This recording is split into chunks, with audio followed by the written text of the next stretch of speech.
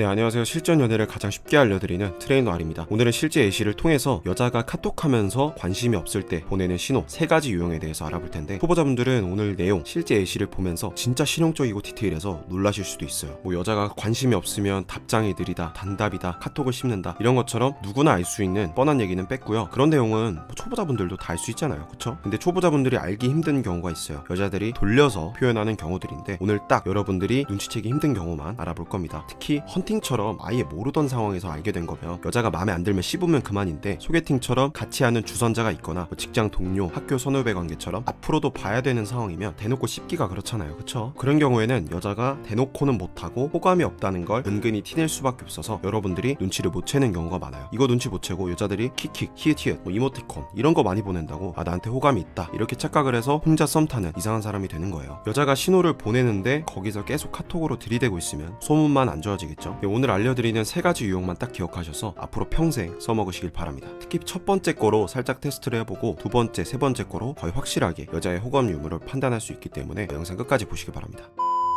첫 번째로, 여자가 대화 주제를 새로 만들어내냐를 보셔야 합니다. 여자가 새로 질문을 안 하고 대답만 하는 경우는 거의 호감이 없다고 보시면 돼요.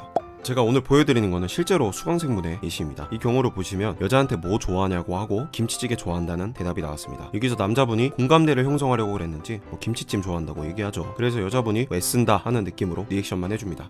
그래서 남자분이 다른 주제로 넘어가서 술 잘 먹냐, 그래서 여자가 대답만 하죠. 이렇게 오빠는 술 잘 마시세요 같이 질문을 하거나 여자가 새로운 주제를 꺼내는 게 아니라 방어적으로 카톡을 하는 경우 여자가 호감이 없다고 보셔도 됩니다. 여자가 이렇게 대답만 하는 이유는 여지를 주지 않기 위해서예요. 앞에서 말했듯이 직장 동료거나 이러면 씹기는 좀 그렇고, 내가 대화를 적극적으로 참여하면 괜히 남자가 설레발치면서 얘도 나 좋아하는구나 하면서 고백 공격할까봐 대답만 하면서 할 말 없게끔 거리를 두는 거죠. 이런 경우는 일단 후퇴를 하셔야 됩니다. 눈치 없는 남자가 되지 마시고, 아시겠죠?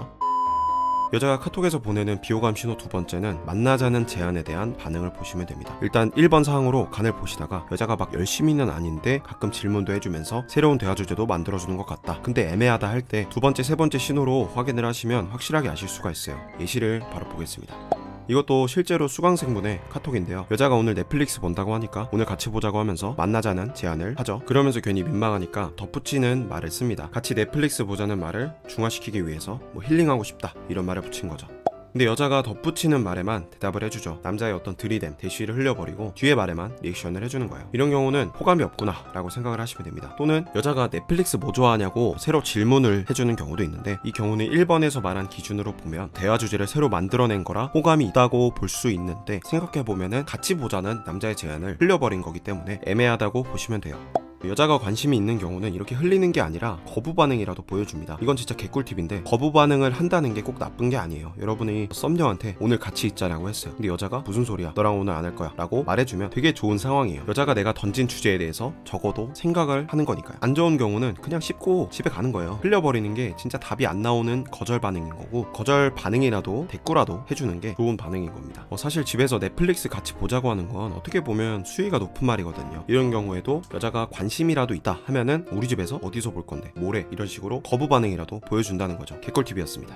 다음 세 번째는 호감 표현에 대한 반응인데, 이것도 두 번째랑 똑같아요. 그냥 간단하게 생각하시면 됩니다.